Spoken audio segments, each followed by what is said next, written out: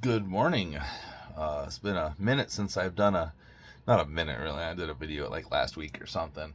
Um, Today's video is going to be pretty quick because I got a half day at work today because tomorrow's Christmas. So I got to go to work at 9:30, and I like to enjoy my morning time before I do, regardless of the half day or the full day. But anyway, this video is about a shitty part of my reality. Well, it was about 8 years of shittiness, and anyway, so for those who don't know, after I got out of the military, I ended up getting caught with a pound of weed, 1 pound, and I got 16 months for 1 pound of weed, which is you're like, oh, well, why are you complaining? You got 16 months for 1 pound of weed. I know people who got caught with 10 pounds of weed who got probation. But anyways, I digress. So I got 16 months, and that was in Siskiyou County, California. Weed, Wairika, Mount Shasta. And so I ended up wondering what was going to happen, and I'll tell you exactly what happened over a period of years. I'll try to make it quick because you know me, I like to ramble. So yeah, my first prison that I ever fucking saw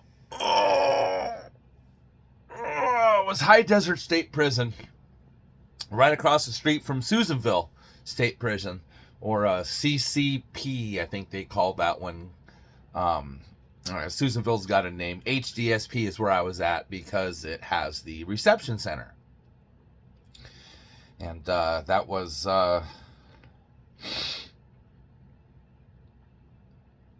I forget which block now. It's been so long, but that was my first experience going to actual state prison.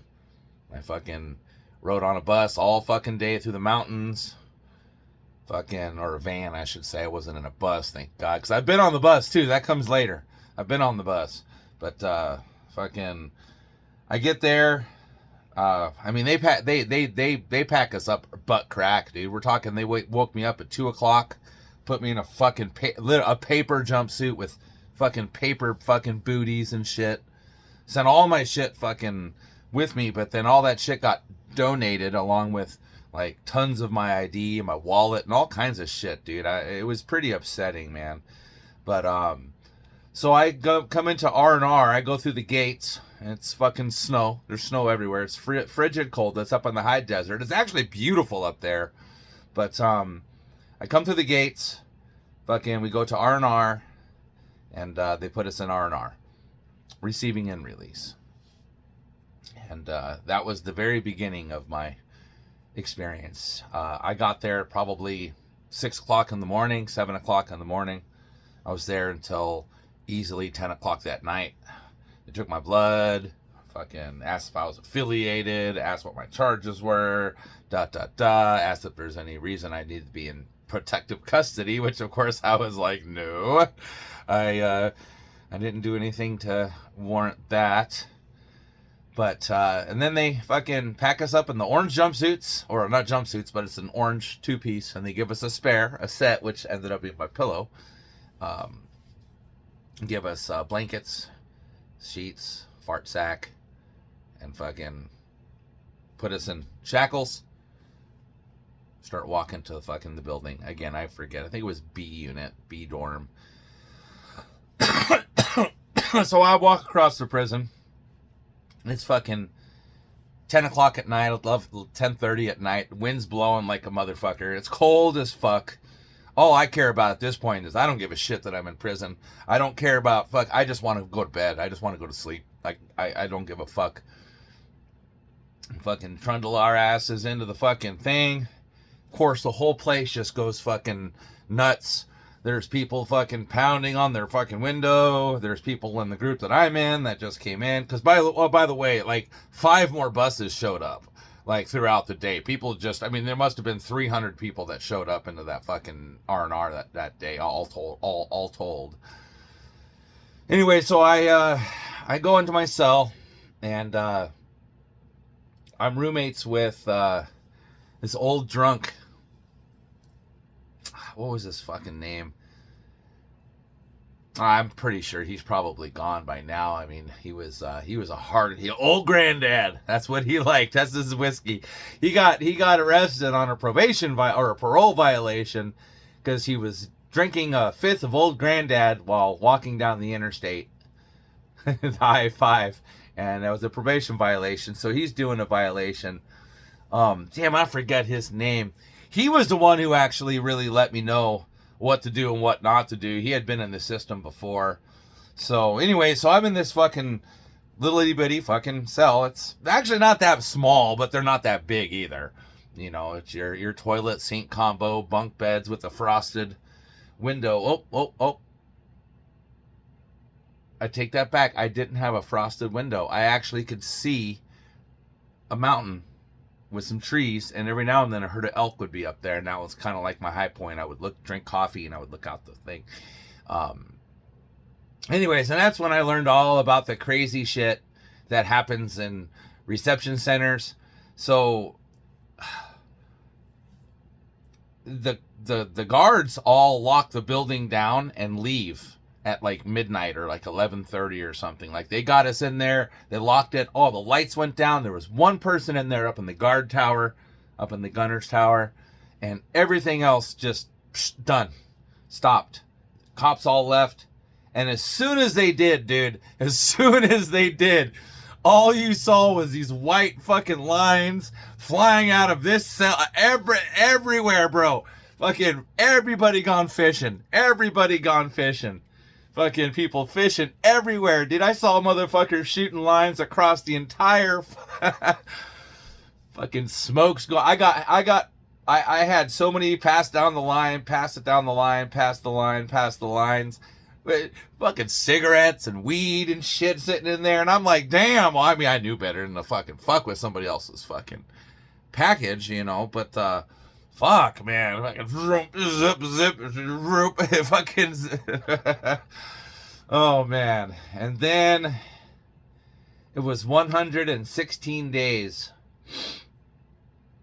of 24-hour lockdown. Got out twice a week to take a shower. They let me and my bunkie and the guys next to us out. And we went up to the top. They went up to the bottom. We both shared the fucking dual head shower, fucking buck naked. They locked us in there, gave us 10 minutes, and they shut the water off on you. Like, shut the water off on you. Not even 10 minutes, but you could have a fucking hair full of soap, dude. And they shut the fucking water off on you. Fucking, 116 days of that shit. Oh, man.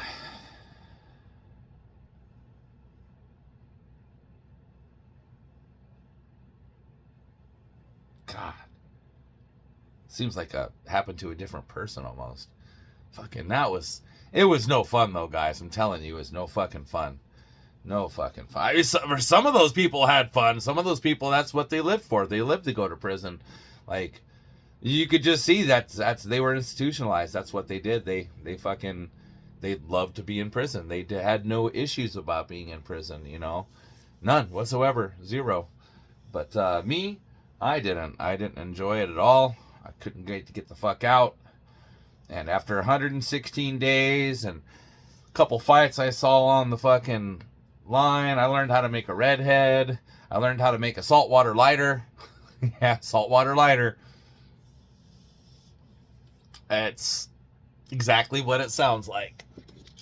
So I'll do this real quick and then I'll go. Saltwater lighter. Okay, these are fucking sleep aids. I'm getting to that point now sometimes where I gotta take them.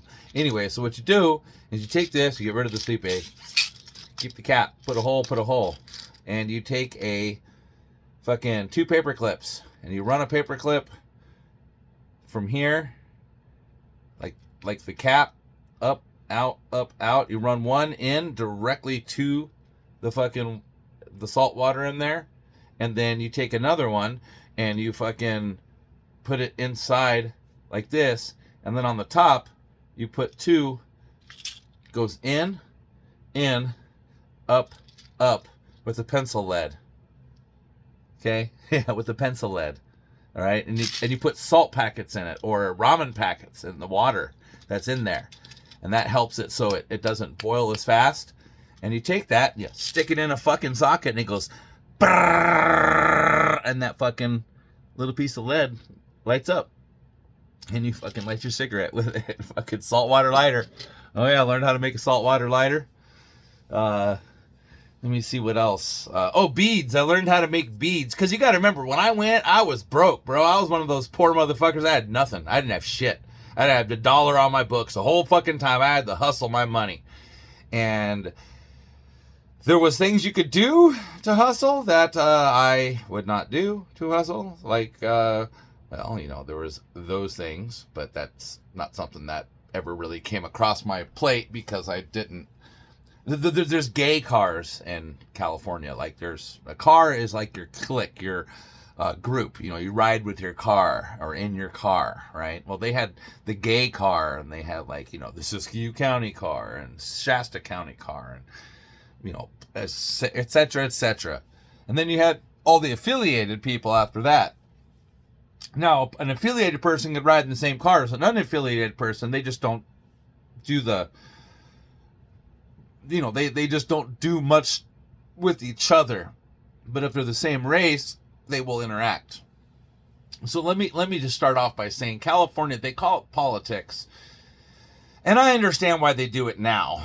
Now I understand why it's done. And it's mainly done by the white people. And I think there's a twofold process to that. I think it originally was started to protect white people against minorities in prison, which outnumber us quite a bit. And then I think after that, it became a way for people to prey on other white people, if that makes any fucking sense. And I watched that happen a lot. I watched a lot of white on white predatory action. Not like, booty bandits. I was on a level 2 yard. So I never went to 3 or 4, hands off policy, booty bandits. And to be honest with you, out west, we don't have the booty bandits like you guys do out here, out east, okay? Out west, a black don't fuck with the white dude. He don't take his shoes. He don't fuck with the white guy. Unless the white guy is, a fucking PC 200 person, which is philia.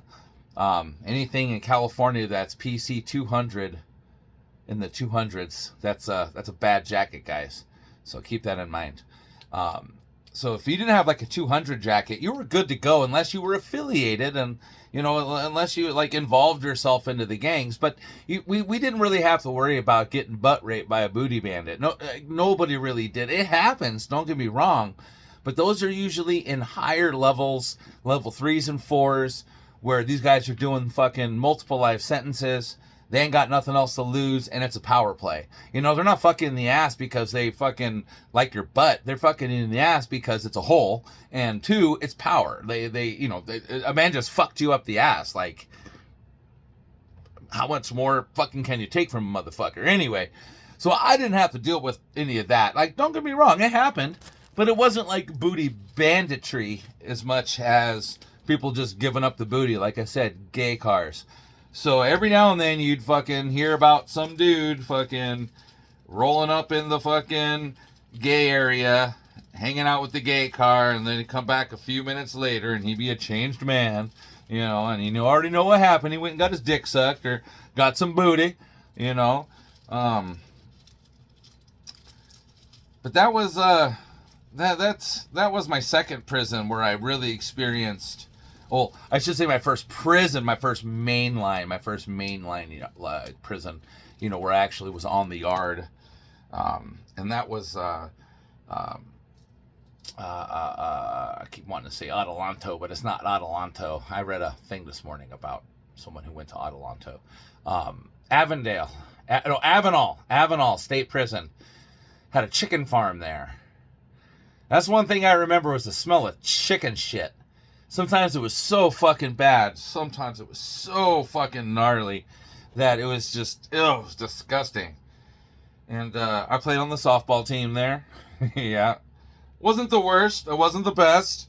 But I played on the softball team there. And the only reason I was there was I had a warrant for my arrest in San Luis Obispo, California.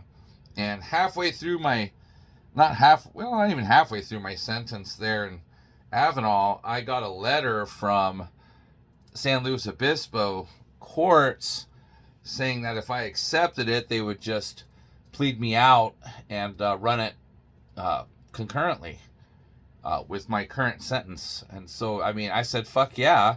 Like, and I did what I was accused of doing, which, well, all right, I'll tell you. I'm not proud of it. There was a portion of my life where I was a ninja. And by ninja, I don't mean to say I was a nigga. I was a ninja. It's a big difference.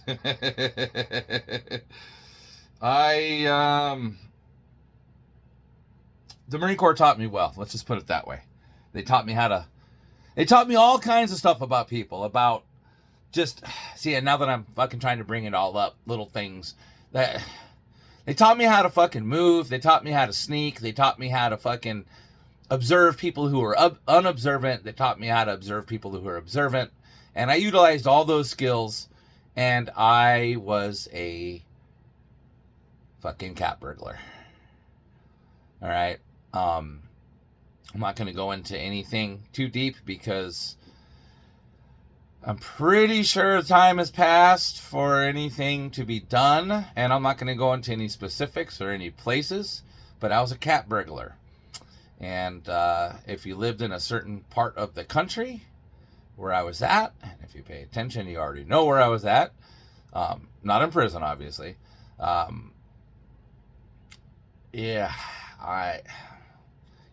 was a cat burglar, and I was successful until the time I wasn't successful, and that I'll tell you about. So I had broken into a fucking Army surplus store in San Luis Obispo, and I used a dime to gain entrance to the air conditioning system, which I removed and lifted up a ceiling tile and dropped right into the store. When I was about done packing up all the shit I saw that I wanted, which was, there was some stuff in there that could have got me into bigger trouble. Luckily it didn't. They all got it back. But, I guess I triggered a silent alarm. See, if it was a loud alarm, I would have fucking went right back out the roof and gone. Silent alarm, I had zero idea what was going on. There was no lights in the place. There was no buzzing, no bells, no dings, nothing. All I know is all of a sudden the front door fucking opens up. And luckily it's California and everybody's fucking disarmed. Straight up, dude. The front door opens up and I hear a woman say, "Someone's in there." And she shut the door, and I knew the gig was up. The jig was up, and he's gone. I fucking shouldered that pag with probably 100 pounds worth of shit I stole from those people. And I feel bad. Don't get me wrong. Like, in hindsight, dude, it's something that I haven't done since. I won't do it ever again. I'm not a fucking thief. It's just for a portion of time, I was. I'll admit it. I was. I had a fucking, and I didn't have any drugs or any alcohol. It wasn't because I was trying to support any of that. I simply liked using fucking my skills to fucking rob motherfuckers. I mean, it sounds fucked up, but it's the truth. And, so I'm coming out of the fucking, I'm inside this Army surplus store. Lady comes and someone's in there, and I knew the gig was up. So I shouldered that pack with 100 pounds of plus whatever the fuck I've got in there. Paintball guns, knives, pepper spray, tasers, fucking cold weather equipment, cold weather gear. I mean, I loaded up. I loaded. Anyway, I thought, should I go back up through the roof? And I said, if I do, I'm going to have to leave this shit alone. I'm going to have to just leave it here, which is probably the better choice, but I couldn't get back up through the roof. I had planned how I was going to get out of there. I wasn't a big deal. There was a fucking shelf, a display shelf right below it. And so I just hop back up there and fucking go through the roof, but I wasn't doing it with the case, and time was ticking. I knew the cops were on their way. I can hear the sirens, actually, is what was going on. So I decided to bolt for the front door. And I bolted right past that bitch. She grabbed me, tried to say, get back here, motherfucker. I Hadoukened her. Fucking put her on her ass. And I tore across the fucking street. And I skidded across the fucking hood of a goddamn San Luis Obispo Police Department fucking SUV. The Dukes of Hazzard, it shunk straight into San Luis Obispo Creek, where I fucking stashed the bag, went about 100 feet, and I fucking went to ground.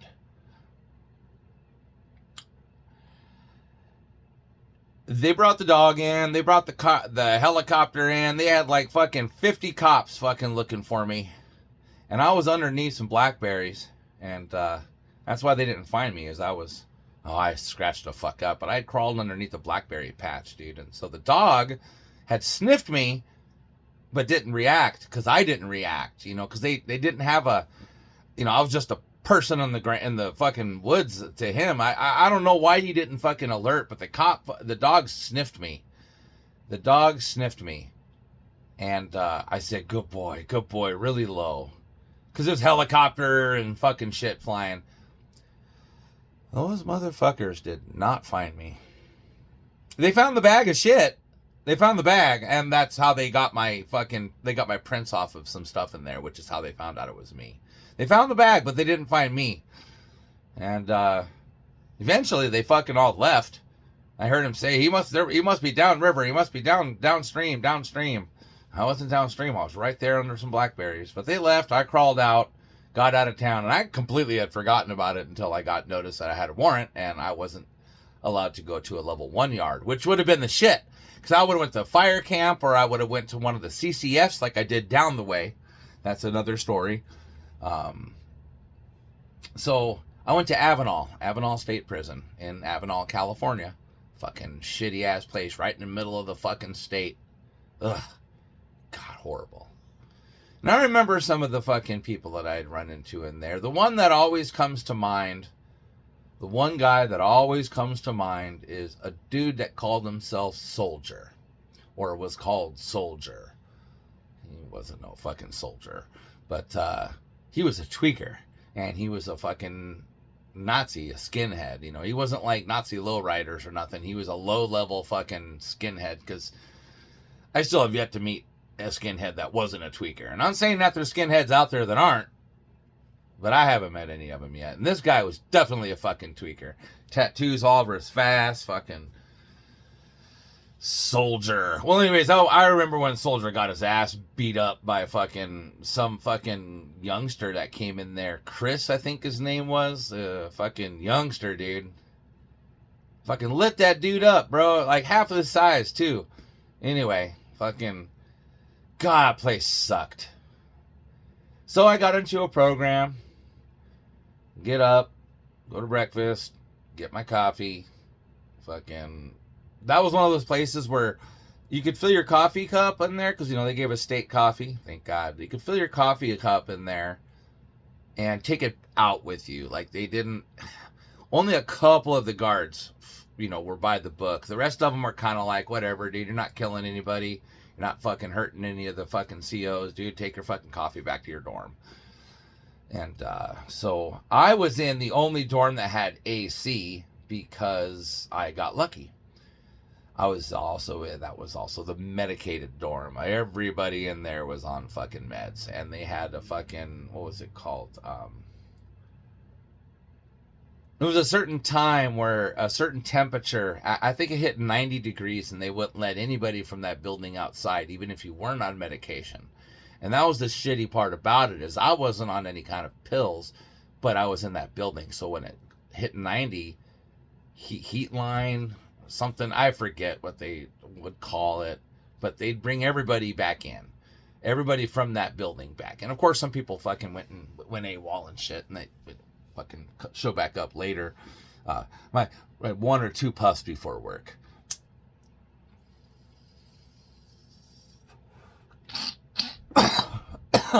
But anyway,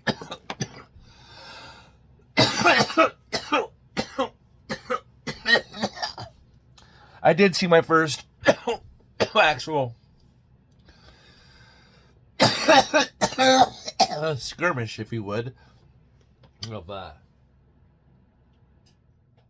gangs and shit like that. It was the North and the South. And you're like, what? North and South? Confederate and Union? No. Norteños and Sureños. Northern and Southern Hispanics. Like the Sureños are all like from Southern California. The Norteños are from Northern California. Like, you've probably heard of the Fresno Bulldogs, the gang. Well, they're a Norteño affiliate. La Raza, I think they call it. But I watched like 15 of those dudes fucking get down with each other, like on the yard. That was like one of the first times where the yard went down. And if you don't know what I'm talking about, when you hear the alarm, you lay down. Especially if you're in the yard, because you don't want to fucking get shot. And there's gun towers everywhere. There's gun towers. Don't think at level 2 there wasn't fucking guns on us, because there was. Level 1s have guns on you. Not as much, but they're there. You know, but level 2 and up, dude, yeah, there was guns. They had gun towers. There was guys in the fucking tower with fucking M14s, dude. You know, straight up, shotguns, fucking 40 millimeter fucking grenade launchers that fire out tear gas and shit. They're all there. They're all there. And so I ended up watching this happen anyways. This first time I went down, so I laid down because I knew what to do. And when you lay down, everybody on the yard is down. The only people up are the people that are involved in whatever's going on. And I was watching fucking dudes brawl. And I didn't know what I was seeing. But one dude come by. Another guy fucking brushed past him real close. And then he went into the fucking shitter that was out there. And fucking flushed something. And I'm pretty sure I know what he flushed. He flushed a... And then, yeah, the fucking cops came down. They fucking arrested. Put everybody in fucking zip ties, handcuffs. Medical came and got the fucking dude off the fucking yard. Who I heard survived, but he got air-holed like 6 or 8 times. Fuck, man. It was crazy, dude. It's like the first time I ever seen anything like that. And then I saw, a couple skirmishes here, a couple little fucking fights, people going into the back to handle their shit. I didn't involve myself with anybody. I wasn't affiliated with anybody. Ironically, of all the motherfuckers in the whole prison that I ended up fucking chumming around with was a gay dude. I forget his name. He was cool. He wasn't affiliated with the gay car because he didn't want nothing to do with it. But he never admitted that he was gay, but he was gay. He fucking stole a car and went on a fucking multi-fucking county fucking police chase. And in the end, ended up hitting a cop with a car and got fucking 10 years in state prison. See, back then in California, you went to prison for everything. Everything. You went to prison for every fucking thing. Every fucking thing. One of the charges that actually brought me into the actual prison fold wasn't the pot charge. It was the fact that I gave the cops not my name because I was stupid and I thought maybe I could get away with it. And also I thought I I don't know why I did it, and it didn't work. So I ended up getting another charge, PC 529, false impersonation of another individual, and that's the ultimate charge that sent me to the joint, not the pot. But anyways, that was Avondale. I was there for 8 months, and I got released, and fucking rode a fucking damn Amtrak back up to fucking Siskiyou County, where I began my long, arduous seven years of fucking shit on parole.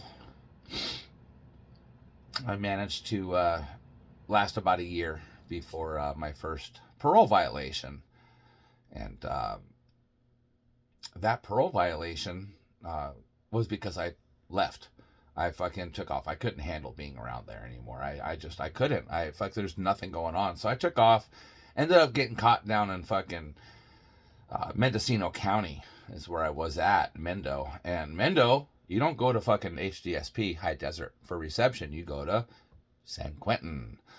So that'll be the next experience I'll share with you guys. It was my San Quentin fucking prison experience. I was there for 6 months. Well, no, 4 months. 4 months.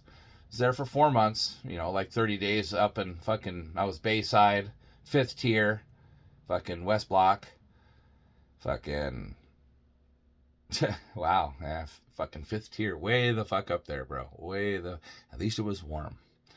And I had birds and shit fucking living in my fucking cell and fucking, yeah, anyway, so that was my San Quentin experience. That'll be the next time. I'll talk to y'all later. Enjoy a day. Merry Christmas.